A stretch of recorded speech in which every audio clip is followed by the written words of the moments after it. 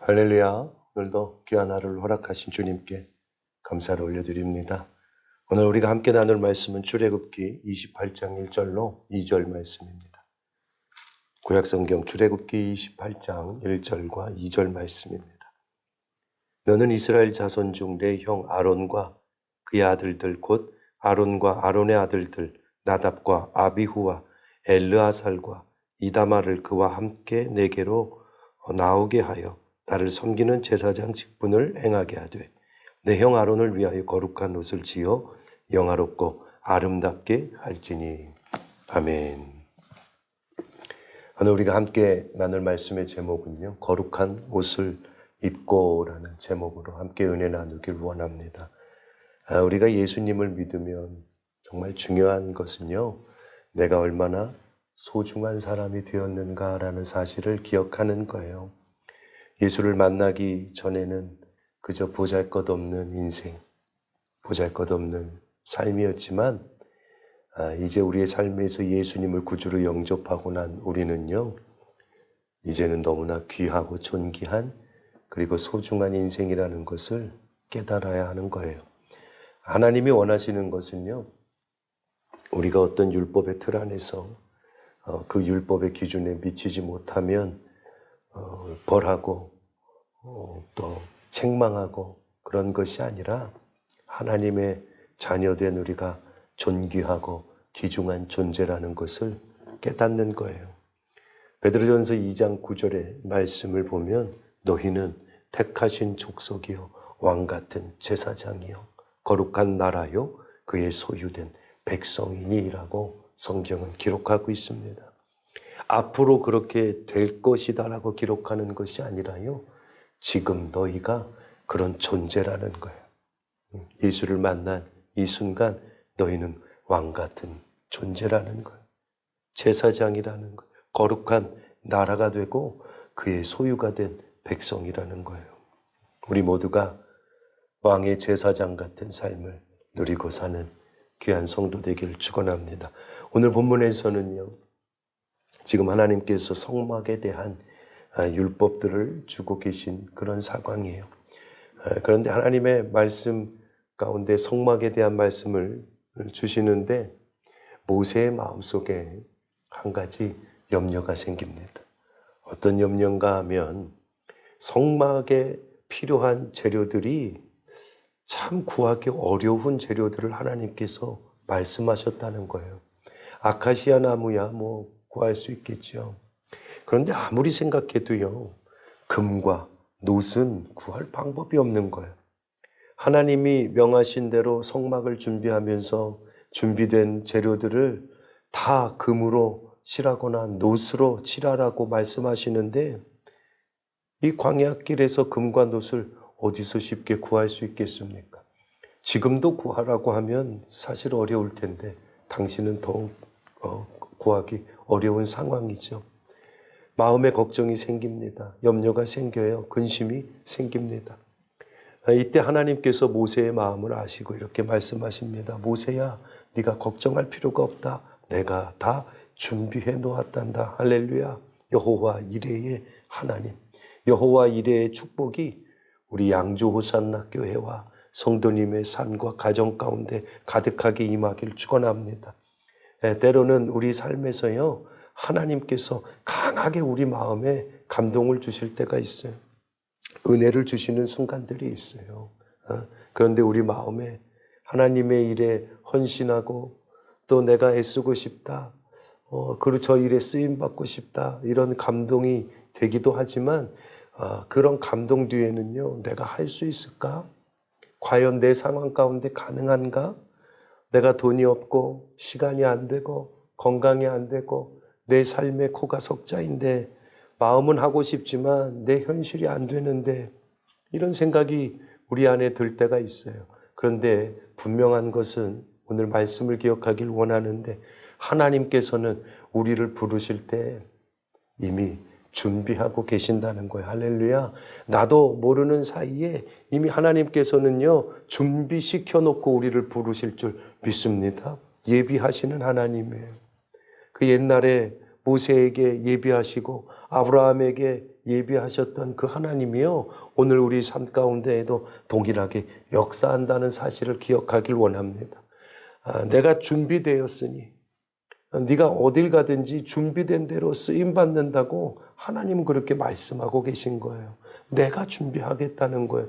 돈이 문제가 아니고 환경이 문제가 아니고 가정이 문제가 아니라는 거예요. 네가 가진 것이 문제가 아니라는 거예요. 하나님은요, 우리에게 어떤 비전을 주시고 마음을 주셨을 때에는 이미 준비시켜 놓으신 줄 믿습니다. 준비시켜 놓고 일하게 하시는 분이에요. 아무것도 준비하지 않고 말씀만 하시는 그런 하나님이 아니시라. 우리 하나님께서는 분명히 주인이 일을 시킬 때 종의 손에 연장을 쥐어주듯이 감동을 주시고 은혜를 주실 땐 믿음으로 선포하고 나아가는 우리 모두가 되길 축원합니다. 이제 모세를 안심시키고요, 하나님께서는 여러 가지 성막에 대한 말씀을 또 다시 주시는데요. 성막을 지으면 누가 필요하겠어요? 성막을 관리할 사람, 그런 사람이 필요한 거예요. 성막의 제사장을 세워야 하는 거예요. 지금으로 말하면 목회자들이 필요한 거예요. 그런데 여러 명의 제사장 가운데 가장 높은 제사장을 대제사장이라 하고 나머지를 제사장이라고 하는데, 제사장을 뽑을 때 이 당시에 제비 뽑기에서 뽑는 것이 아니에요. 어떤 테스트를 통해서 뽑는 것이 아니에요. 하나님이 지목하여 뽑으셨어요. 할렐루야. 지목하여서 하나님이 말씀하시는데 아론을 대제사장으로 세우래요. 그리고 그의 아들들을 제사장으로 세우라고 말씀하십니다. 그리고 앞으로도 아론의 자손들에게 대를 이어서 제사장의 직분을 맡을 수 있도록 그렇게 하라고 지명해 주시는 것. 하나님께서는 왜 많은 가문들 가운데 아론과 아론의 가문을 지목하셨을까요? 모세가 처음 이스라엘의 지도자가 될 때 많은 반대가 있었어요. 항의들이 있었고요, 거친 반대들이 있었어요. 그런데 이 상황에서 모세를 도왔던 인물이 누구예요? 모세를 도와서 지도자로 세웠던 사람이 바로 아론이에요. 하나님의 일을 모세가 감당할 수 있도록 그 옆에서 협력하고 도왔던 사람이 바로 아론이에요. 그 아론을 하나님 기억하는 거예요. 우리 모두가 하나님 기억되는 성도 되기를 축원합니다. 하나님은요, 자신의 길에서 열심내고 협력하고 돕고 애쓰고 봉사한 이들을 축복하시고 그 가문을 축복하시는 하나님이에요. 우리가 알아야 할 것은요, 하나님의 일을 감당할 때에 하나님의 편이 되고 하나님의 일을 도울 때, 그때는 상당히 힘들고 어렵지만 하나님께서는요, 그 모든 과정을 보시고 반드시 그것을 기억하신다는 거예요. 그리고 가문과 자손을 빛나게 해주신다는 그 사실을 기억하길 축원합니다. 우리 성도들의 눈물의 헌신과 희생과 그 애씀이 절대 헛되지 않는다는 거예요. 그리고 이제 제사장들이 어떠한 옷을 입어야 하는지를 하나님께서 일일이 말씀해 주시는데, 왜 이러한 복장에 대한 규정을 하나님 말씀하시는가 하면, 하나님의 성막에 들어가서 거룩한 일을 하기에 세상의 옷과는 구별되게 하시기 위해서라는 거예요. 우리가 성가대를 설 때 가운을 입고 서잖아요. 강단에 설 때 때로는 가운을 입고 서는 이유가요, 세상과 구별됨을 말하는 거예요.